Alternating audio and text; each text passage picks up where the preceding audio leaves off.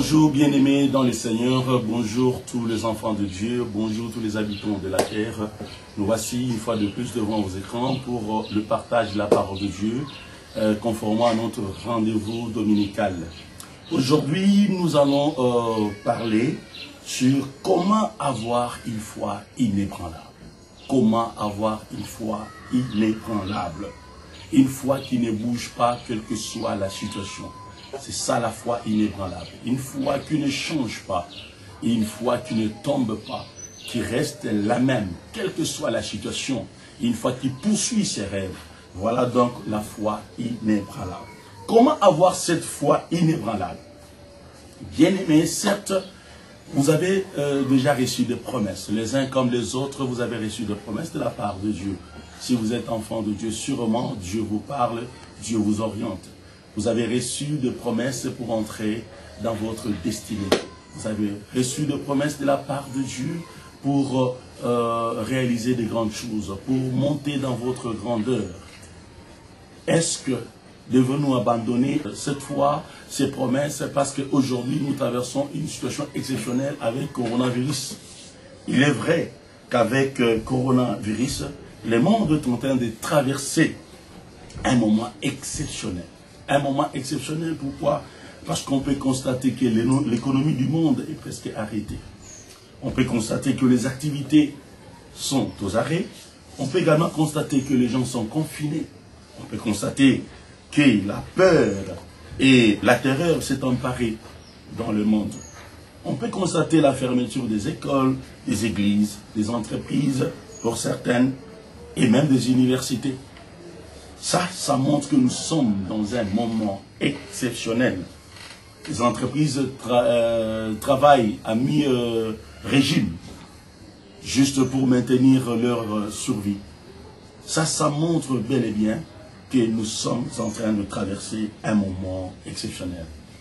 Or, dans un moment exceptionnel, il faut également savoir développer une foi exceptionnelle. Lisons les Écritures. Nous allons d'ailleurs comprendre que nous, enfants de Dieu, ici je m'adresse particulièrement aux enfants de Dieu, c'est-à-dire ceux qui ont déjà reçu Jésus dans leur vie, ceux qui croient dans la puissance du Seigneur Jésus et qui croient que Jésus est véritablement le Seigneur et le Sauveur de l'humanité. À ce gens-là, je m'adresse pour dire, vous devez vous rappeler une chose. Pendant que nous parlons de moments exceptionnels, nous, enfants de Dieu, nous sommes déjà appelés à une vie exceptionnelle. Nous avons reçu des promesses, certes, dans notre vie. Et même pour cette période, le Seigneur nous a fait encore d'autres promesses. Je peux par exemple rappeler une de promesses. Psaume 91, 7, on dit ceci, que 1000 tombent à ton côté et 10 000 à ta droite, tu ne seras pas atteint. Dans le verset 10 de ces passages, on dit ceci. Aucun malheur ne t'arrivera. Aucun fléau n'approchera de ta tente. Lorsque nous lisons ces versets, nous pouvons constater que le Seigneur est le Dieu des distinctions. Il nous met déjà à côté. Il veut créer déjà une vie exceptionnelle pour ses enfants, ceux qui ont cru en lui et qui sont mis à part. Parce qu'il faut dire, l'Église est constituée par des gens qui sont mis à part. Ok? Dans un autre passage, nous allons encore remarquer que notre Dieu, il est le Dieu des distinctions, d'exception. Dans Ésaïe 43, verset 2, il dit ceci. Si tu traverses les eaux, je serai avec toi. Et les fleuves, ils ne te submergeront point. Si tu marches dans le feu, tu ne t'ébranleras pas. Et la flamme ne t'embrasera pas. Ce verset, par exemple, a été vécu par les 3 amis de Daniel, qui ont été jetés dans la fournaise ardente du feu. C'est une promesse qui a été donnée, la promesse d'une vie exceptionnelle. Rappelez-vous, nous sommes dans un moment exceptionnel, mais n'oubliez pas que notre Dieu nous a également appelés à une vie exceptionnelle. Il veut que dans le moment comme celui-là, que des choses exceptionnelles se passent dans notre vie. Il y a un autre verset qui confirme encore la vie exceptionnelle à laquelle Dieu nous a appelés, nous, enfants de Dieu. Psaume 121, verset 6. C'est dit, Pendant les jours, le soleil ne te frappera point, ni la lune pendant la nuit. Toujours une vie exceptionnelle. Oh bien-aimé, pendant que le monde est en train de trembler sous coronavirus, tu dois savoir que toi, tu es appelé à une vie exceptionnelle. Que 1000 tombent à tes côtés et 10 000 à ta droite, tu ne seras pas atteint. Tu dois croire dans cette promesse. Voilà une des grandes promesses que Dieu nous a données. Mais en dehors de cette promesse qui concorde avec la période peut-être que nous traversons, tu as dans ta vie reçu d'autres promesses. Des grandes promesses pour entrer dans ta destinée. Est-ce que faut-il abandonner ces promesses parce que le coronavirus est là? Non. Nous, enfants de Dieu, nous devons persévérer. Le Seigneur nous encourage à la persévérance. Nous encourage à aller toujours de l'avant. Nous ne devons pas abandonner nos promesses parce que le coronavirus est là. Nous devons continuer avec nos promesses. Et c'est là la volonté de Dieu. Parce que nous croyons dans une vie exceptionnelle.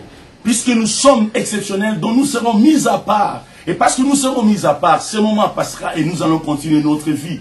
Donc nous devons continuer à poursuivre nos rêves, à poursuivre nos promesses. Mais comment développer cette foi exceptionnelle? Il est beau de parler de foi exceptionnelle. Mais savoir comment développer cette foi exceptionnelle, garder cette foi durant cette période, c'est ce qui est encore mieux. Alors comment développer cette foi exceptionnelle pour s'approprier des promesses que Dieu nous a données, des promesses divines? Et comment maintenir cette foi-là de manière permanente?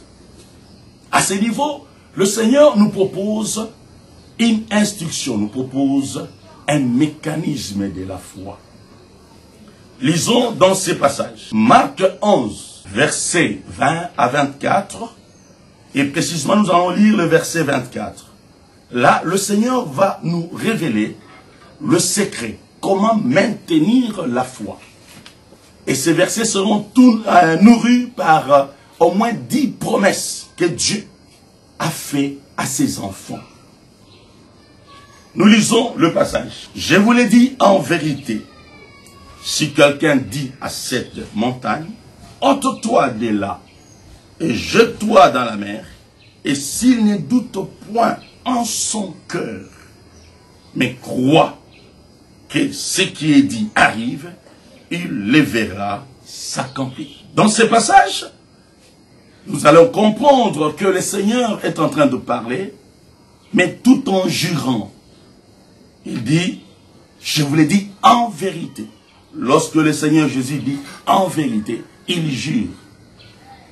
Ça peut arriver dans la parole de Dieu qu'il dit cela 2 fois ou 3 fois. En vérité, en vérité, en vérité dans certains endroits. Et dans d'autres encore, il dit en vérité, en vérité, en vérité, je vous l'ai dit. Un peu pour dire au nom du Père, du Fils et du Saint-Esprit, je vous l'ai dit. Il insiste, il jure au nom de son Père, au nom de lui-même et parfois du Saint-Esprit. Dans certains endroits, il dit une seule fois, en vérité, je vous l'ai dit. Il jure en son propre nom, sachant qu'il est fidèle. Alors, il dit, si quelqu'un dit à cette montagne, dans ce passage, il y a le mécanisme de la foi, de la libération, de la puissance de la foi. Et ici, il veut nous enseigner comment on pourrait même conserver notre foi devant nos promesses. Comment on peut poursuivre nos rêves, poursuivre nos promesses. Parce qu'il est important de pouvoir garder la foi devant cette situation que le monde traverse. De garder la foi pour dire, oui, Corona va passer et moi je resterai. Je vais continuer avec mes projets. Nous devons tous croire comme cela. Pendant qu'on est en train d'observer les mesures, n'est-ce pas, d'hygiène pour éviter la propagation de la maladie, pendant qu'on est dans le confinement. Mais nous devons aussi continuer à rêver notre avenir. C'est dire que le monde va continuer. Et nous devons continuer avec nos promesses. Bien-aimés, dans ces passages, nous voyons dans la deuxième partie de ces versets que Dieu insiste, il dit, s'il ne doute point en son cœur, mais croit que ce qu'il dit arrive. S'il ne doute pas en son cœur, c'est là le problème. Dire prononcer, libérer une parole de foi, réciter un verset de la Bible, réciter une promesse, c'est une chose. Mais savoir comment poursuivre cette promesse, c'est une autre chose. Ici, le moteur de la foi qui nous permet, n'est-ce pas, de poursuivre nos rêves, de croire dans les promesses de Dieu, d'avoir une foi inébranlable. Ce moteur-là se trouve dans la deuxième partie de ces versets. S'il ne doute point en son cœur, mais il doit croire que ce qu'il dit arrive. C'est-à-dire, il y a un exercice qui sera fait dans la conscience, dans l'esprit de la personne qui poursuit la promesse de Dieu ou les promesses de Dieu. Celui qui poursuit, n'est-ce pas, sa destinée. Il y a quelque chose qui doit se passer en lui. La foi, c'est à ce niveau-là que la puissance de la foi est libérée. Comment vous réfléchissez? Comment vous pensez? Qu'est-ce qui se passe dans votre esprit? Bien-aimé, le secret du miracle, c'est comme aujourd'hui. Il y a des gens qui peuvent imiter certaines personnes pour dire, je vais faire comme le pasteur, par exemple, dans nos églises. Je vais faire comme le pasteur. Lorsqu'il priait, je l'ai vu lever la main et la puissance de Dieu est descendue. Je voyais les gens tomber par terre. Je voyais les gens recevoir leur miracle. Il y a la puissance de Dieu qui est tombée. C'est bien. Tu peux suivre les mouvements du dehors. Mais ce qui est important, c'est de comprendre qu'est-ce qui se passe dans son esprit pendant ce temps-là. La puissance de la foi, ce que toi tu es en train de voir comme manifestation de la puissance de Dieu, c'est parce que dans son esprit, il y a un certain bagage de conscience qui libère la puissance de Dieu. Il y a des choses dans lesquelles le pasteur est en train de croire pendant ce temps-là. Il est en train de croire dans la présence de Dieu, par exemple. Il est en train de croire dans la véracité de Dieu. Il est en train de croire dans la fidélité de Dieu. Il est en train de croire dans la présence permanente de Dieu. Et toutes ces choses mises ensemble dans sa conscience, dans son esprit, permet à ce que le miracle puisse s'opérer. Voilà. Et lorsque tu crois comme cela, la Bible dit, et tu verras la chose s'accomplir. Tu verras la chose va s'accomplir. Donc, il faut savoir comment libérer les mystères de la foi. Là, c'était le mécanisme. Très rapidement, le mécanisme, comment libérer la puissance de la foi. Ok. Ainsi, j'aimerais vous dire, il est important de savoir qu'en ce moment de confinement, un moment exceptionnel, c'est à vous, c'est à moi de pouvoir maintenant développer notre foi, de nous savoir comment nous accrocher aux promesses de Dieu et comment marcher avec notre Dieu. Nous avons écouté la parole de Dieu dans nos églises. Là maintenant, nous ne sommes plus dans les églises, nous sommes à la maison, dans le confinement. C'est le moment où nous devons maintenant apprendre à marcher avec cette parole qu'on a écoutée, ou cette parole qu'on continue encore à lire dans nos maisons. Il est vrai, malgré la bonne volonté du pasteur, mais le pasteur, pour le moment, n'est pas à côté de toi. Malgré la bonne volonté du prêtre, en ce moment, le prêtre n'est pas à côté de toi. En ce moment, malgré la bonne volonté de l'imam, l'imam n'est pas à côté de toi. Malgré la bonne volonté du docteur, de tes amis médecins, ces amis médecins n'en sont plus aussi à côté de toi de manière permanente. Mais je voudrais te dire une bonne nouvelle. Qu'il y a quelqu'un qui t'aime, qui ne t'abandonnera jamais. C'est le Seigneur Jésus-Christ. Pour ceux qui n'ont pas encore reçu, c'est le moment d'inviter Jésus et d'expérimenter son amour, sa présence, sa grâce, sa miséricorde et son soutien surtout. Oh bien-aimé, c'est le moment qu'il faut maintenant s'accrocher à Dieu. Surtout, c'est le moment qu'il faut s'accrocher à ses promesses. C'est maintenant, oh bien-aimé, pendant que le pasteur ne sont pas là, pendant que les autres serviteurs ne sont pas là, mais Dieu est là avec toi dans le confinement. Le Seigneur ne t'a pas abandonné, il est avec toi. C'est à toi maintenant d'apprendre à marcher avec lui, à lui parler directement, sans ton pasteur, puisqu'il y a certains qui ne prient jamais seuls. Il faut seulement consulter le pasteur, il faut consulter les prêtres.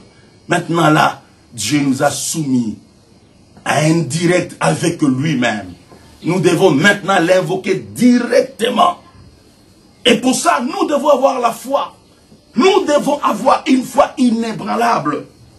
Et pour développer cette foi, sûrement je vais dire, nous avons déjà invoqué Dieu. Dans cette situation, nous avons demandé sa protection divine. Dans cette situation, nous avons crié à Dieu.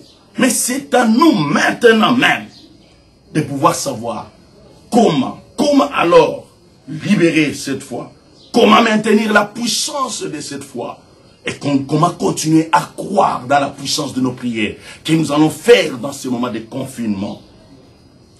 Bien-aimés, nous voulons lire un passage de la Bible, puisque au moment où nous parlons, il faut savoir que beaucoup de gens, même de chrétiens, ils sont en train de faire ce qu'on appelle les naufrages de la foi. Quand on parle des naufrages de la foi, le mot naufrage nous ramène, n'est-ce pas, à un bateau qui s'écoule dans le zoo. Parce qu'il a connu un choc. Ses membranes sont trouées. Le commence à y pénétrer. Et voilà, il commence à s'enfoncer sous l'eau. Quand on parle des naufrages de la foi, c'est vrai, il y a des gens qui sont en train de faire les naufrages de la foi. Ils ont reçu des promesses. Ils ont reçu la parole de Dieu. Ils ont eu des révélations. Ils ont eu des prophéties. Ils ont eu des messages bibliques. Ils ont écouté la voix audible. Ils ont reçu des promesses particulières, n'est-ce pas, pour leur destinée. Mais aujourd'hui, ils sont presque à bout déjà de leur espoir. Ils font naufrage. Ils commencent à se poser mille et une questions. S'ils sortiront vraiment de cette situation de coronavirus, est-ce qu'il va y rester ou il va y sortir? Oui, j'ai dit avec Jésus, nous y sortirons. Parce que le Seigneur nous a donné l'assurance. Il nous a promis. Il a dit que 1000 tombent à nos côtés et 10 000 à droite, nous ne serons pas atteints. Il a dit dans le feu comme dans l'eau, il sera avec nous. Nous devons avoir confiance en Dieu. Et pour garder cette confiance en Dieu, pour ne pas faire naufrage par rapport à notre foi, il y a deux choses que nous devons retenir. Lisons un peu ce passage. Nous sommes dans 1 Timothée 1, 18 à 19. 1 Timothée 2, verset 9. Nous allons lire ce passage. 1 Timothée 1, 18 à 19, on dit ceci.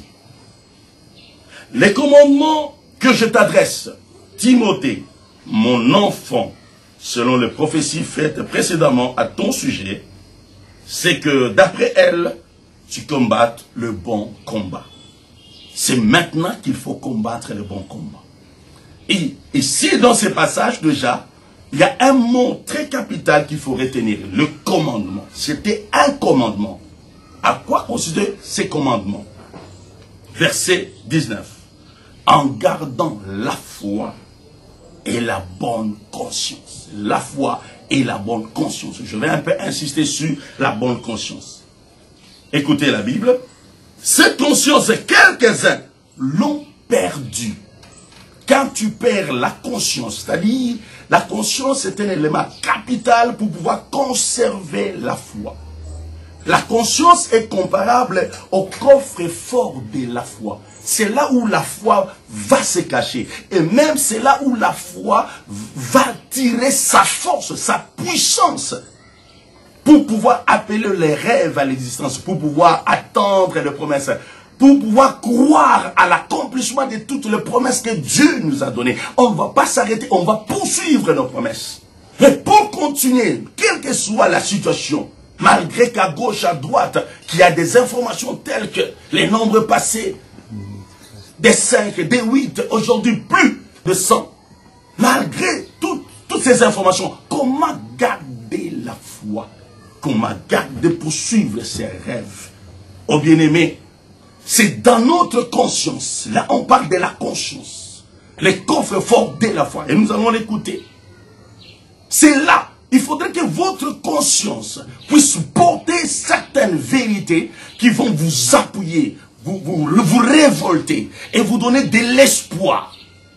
Lorsque vous n'avez pas cette conscience-là, sûrement, votre foi fera naufrage. La foi fait naufrage lorsque cette foi ne s'appuie pas sur une conscience exercée par la parole de Dieu, exercée par certaines vérités clés de notre Seigneur. Lorsque on a cette conscience, c'est-à-dire la bonne conscience, on parle de la bonne conscience, il faut avoir la conscience, non seulement la conscience, mais la bonne conscience. La bonne conscience qui pense bien, qui réfléchit bien. La conscience renferme les convictions dans lesquelles on croit véritablement. Et on se dit, c'est vrai, c'est comme ça doit se faire comme cela. La conscience porte un bagage. Il faudrait que votre conscience puisse avoir un bagage qui vous permet de rêver encore, de continuer à rêver.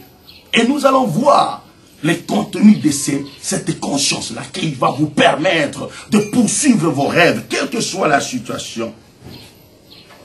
Et là, c'est un commandement. Il faut garder la foi et la bonne conscience. Cette conscience, quelques-uns l'ont perdue. Et ils ont fait naufrage par rapport à la foi. Par rapport à la foi. Alléluia. Dans un autre verset, 1 Timothée 2, verset 9, on dit ceci.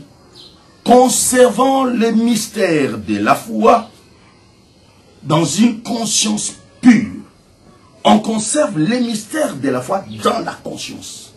La conscience, c'est un peu comme les frigos de la foi. Là, on garde la foi en bon état. Quelque chose qui est gardé au foie peut se conserver longtemps. La conscience, c'est là où se cache la foi. C'est là où on conserve la foi. Ainsi, devant les promesses que Dieu nous a données, nous devons avoir des vérités qui nous permettent de poursuivre, n'est-ce pas, ces promesses.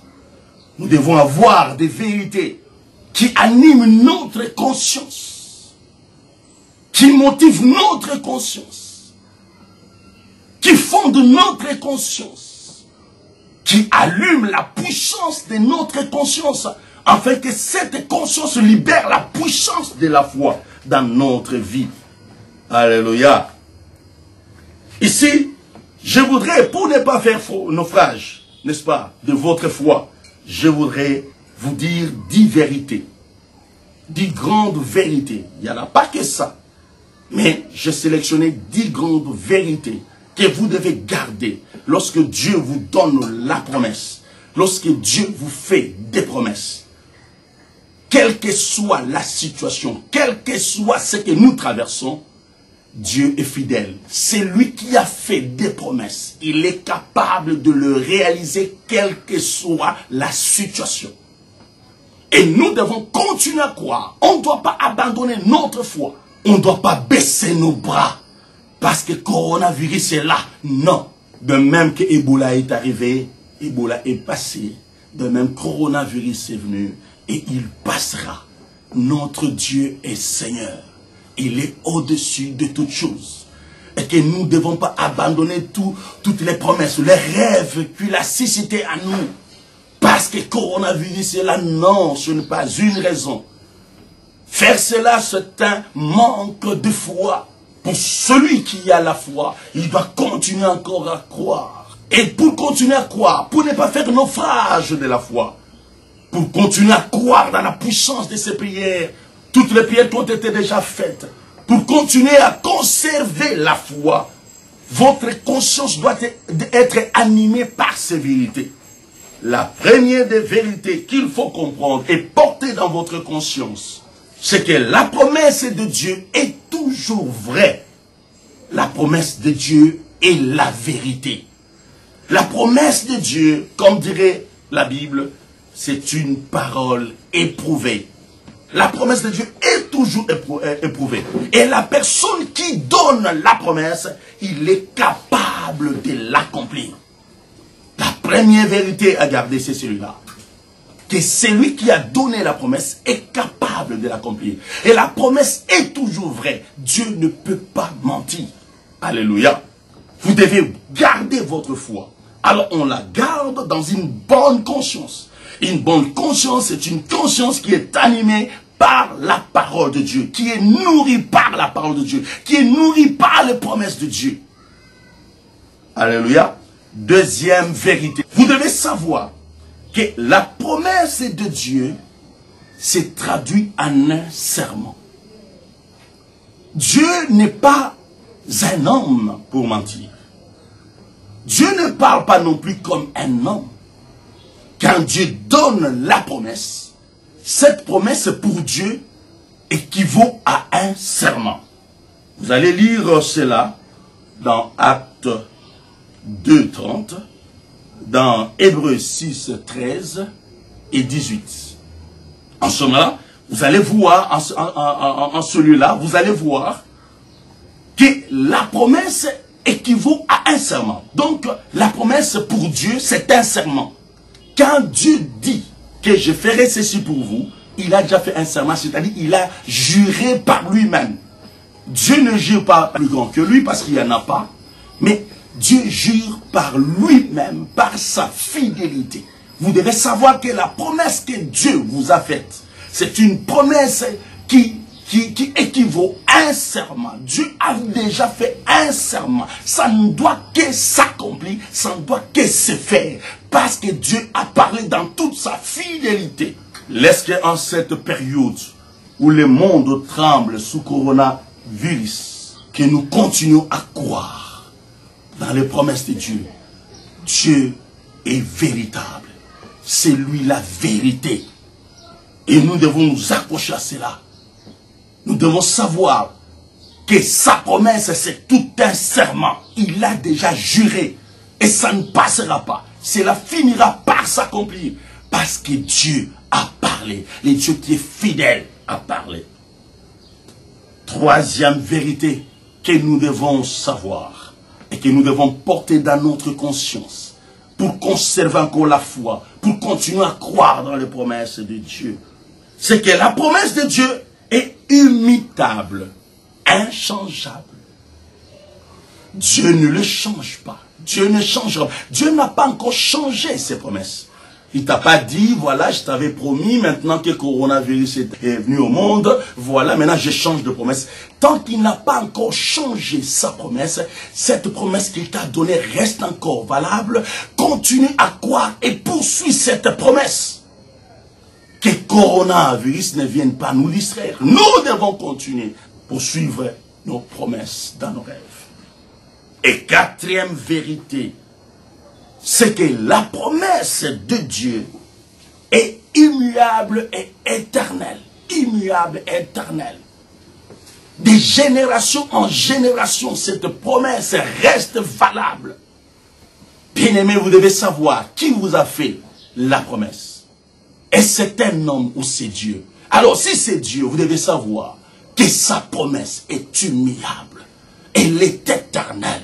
Continuez encore à croire. Même si aujourd'hui vous tomberez malade, mais continuez encore à croire. Tant que cette promesse n'est pas encore accomplie, moi je crois que je subsisterai, je serai sauvé et que je vais poursuivre mes rêves.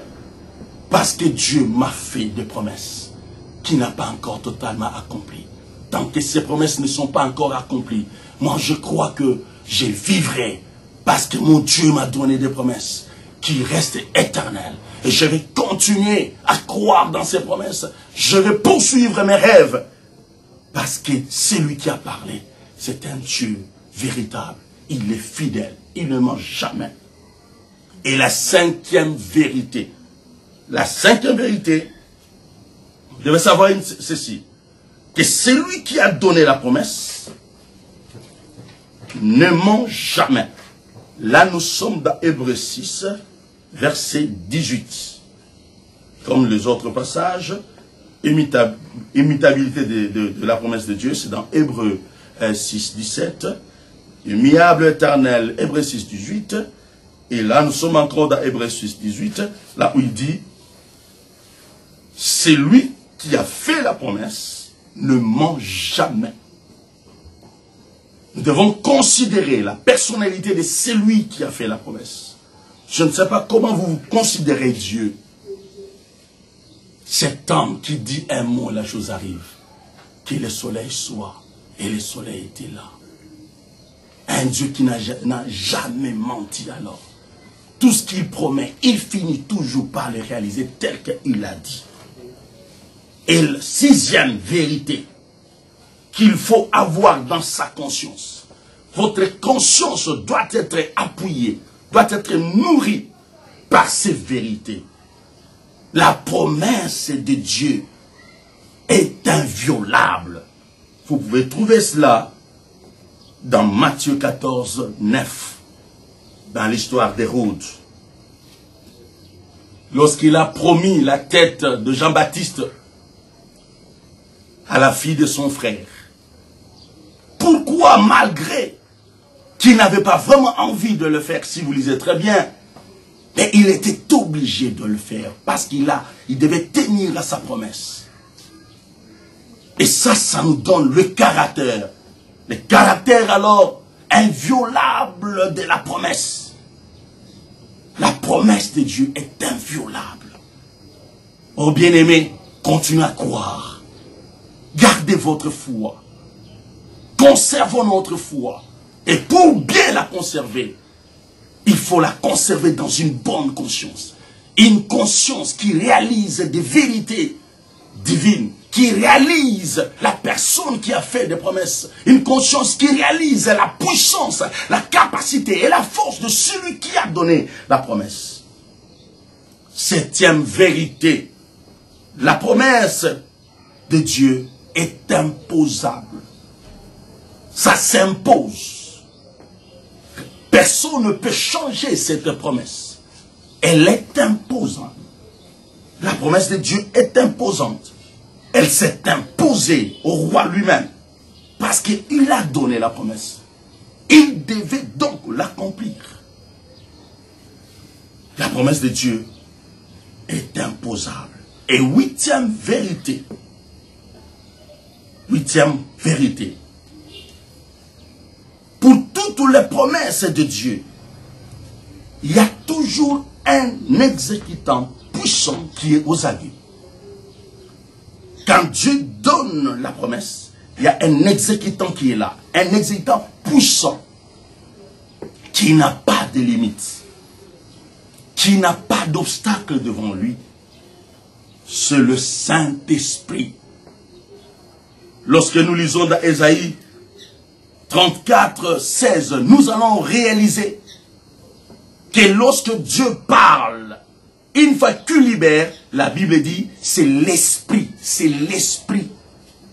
qui rassemble cela. Il a parlé.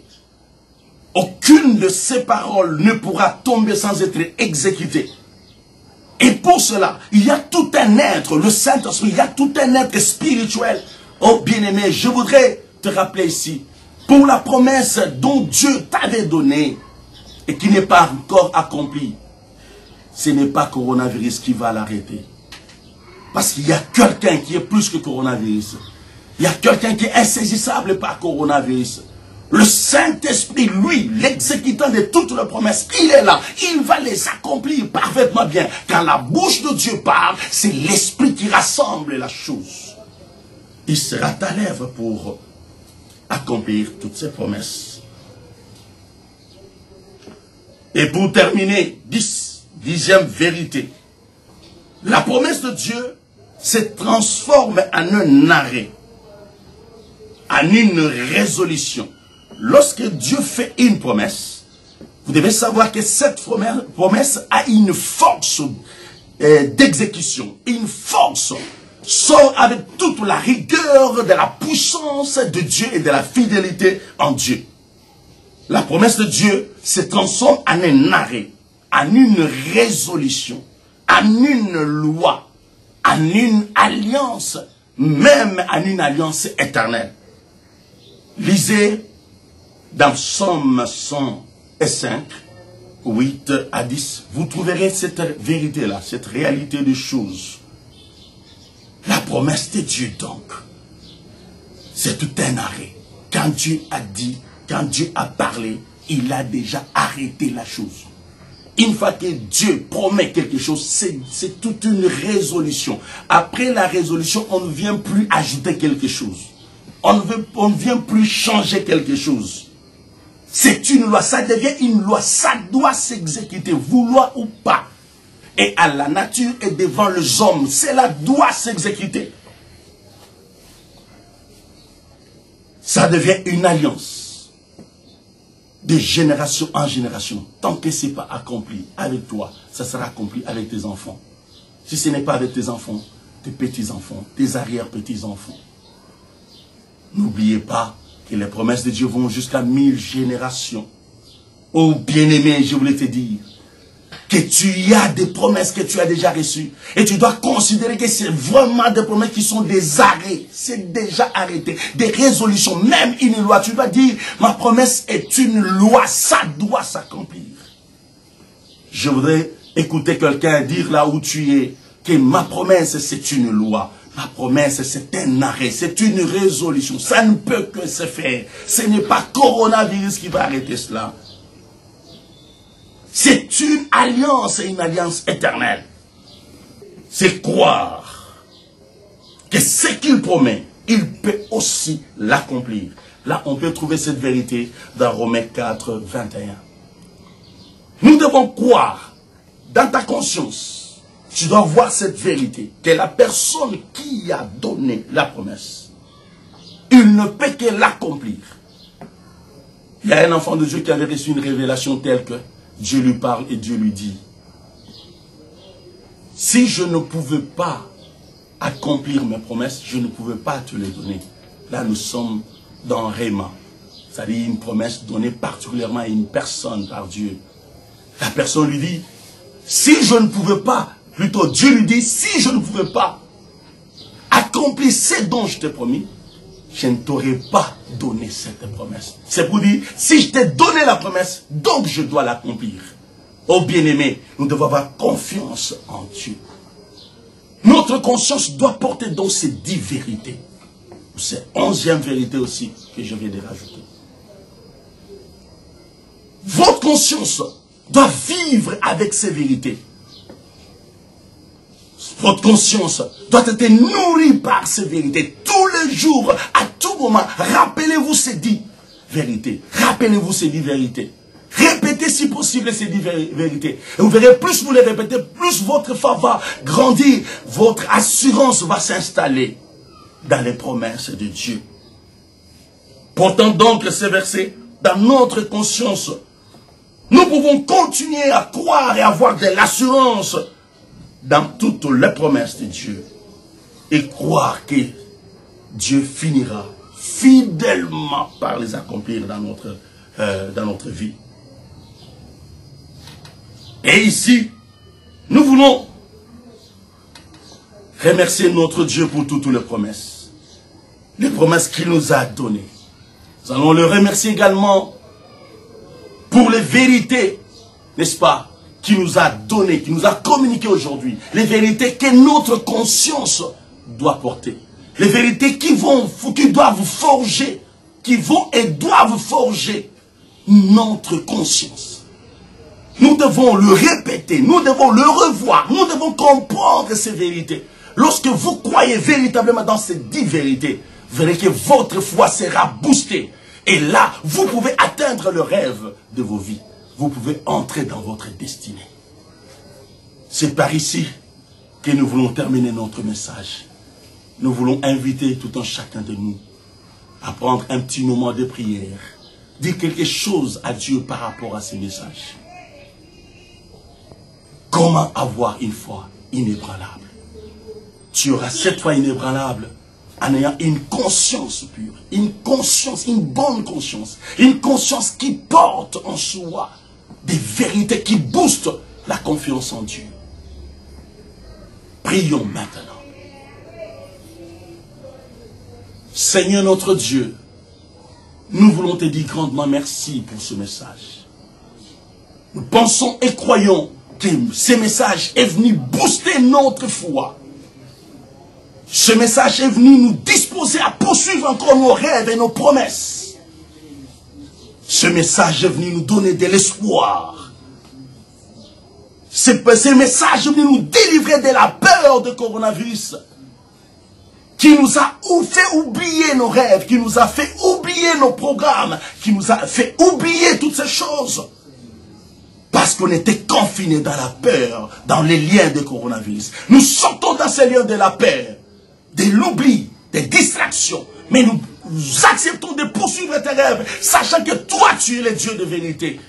Tu es le Dieu qui donne des promesses. Et tu sais que ces promesses doivent s'accomplir.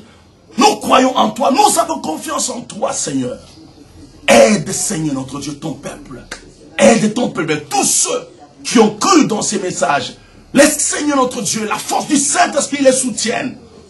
Et que tu les bénisses encore. Que tu puisses les inspirer davantage sur ces dons qu'ils vont faire, Seigneur Jésus. Comment ils vont poursuivre leurs rêves. Lorsque leur esprit réfléchisse maintenant sur leur projet. Sachant que toi, tu as déjà agi. Sachant que nous t'avons invoqué pour notre protection, Jésus, contre le coronavirus. Sachant que nous avons déjà, nous avions chassé le coronavirus de notre environnement, de nos maisons, de nos familles, de nos plus proches. Oh Seigneur Jésus, nous croyons, Seigneur, que tu nous protèges. C'est pourquoi, en ce moment, nous pensons maintenant, Seigneur, à nos rêves, à nos promesses, Jésus. Parce que nous savons que tout passera. Mais toi, tant que tu es là, nous serons également là. Comme dirait Seigneur notre Dieu, oh Jésus, Élisée, Élie, ton Dieu est vivant. Toi aussi tu es vivant. Moi aussi je serai vivant. Gloire et louange à toi, Seigneur, pour tout. Au nom de Jésus, nous avons ainsi prié. Amen. Amen. Nous proclamons de très bonnes choses dans les jours à venir pour vous. Que Dieu vous bénisse davantage. Nous vous rappelons notre programme. Nous sommes là chaque mercredi. Chaque mercredi à partir de 17h. Et chaque vendredi également à partir de 17h. Et les dimanches, c'est à partir de 10h. Suivez-nous sur Appel de la vie surnaturelle, Église Merveille. Là, c'est pour Facebook. Et également sur Jean-Louis Lumena Ministry. Là aussi sur Facebook. Et pour YouTube, c'est toujours Jean-Louis Lumena Ministry. Que Dieu vous bénisse.